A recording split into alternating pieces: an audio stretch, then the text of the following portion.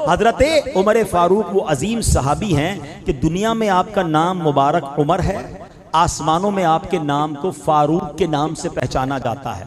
आसमानी किताब तौरात शरीफ में आपका नाम हक बात कहने वाले है।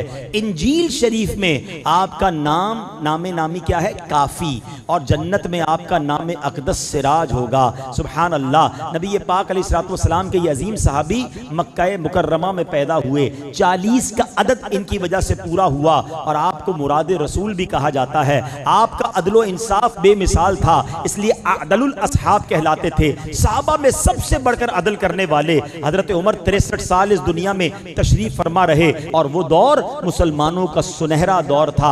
आपका अंदाज़े हुकूमत, आपका अंदरो इंसाफ, आपका मुबारक इखलाक और किरदार, खौफ खुदा, तकवा व परहेजगारी, आजी और इनकिसारी, रहम दिली कयामत तक के लिए आने वाले मुसलमानों के लिए एक शानदार नमूना है। आपको पता है आज भी दुनिया की बड़ी बड़ी सुप्रीम कोर्ट्स में, बल्कि यूरोप के, अमेरिका की अदालतों में भी उमर लॉ पढ़ाया जाता है। हजरत उमर ने इस दुनिया में बहुत सारे काम पहली बार किए। आपने गवर्नर की पूछपरछ का निजाम आपने किया, अदालतों का निजाम आपने सबसे पहले बनाया, और भी बहुत सारे काम ऐसे थे जो आपके दौरे खिलाफत में आगे बढ़े।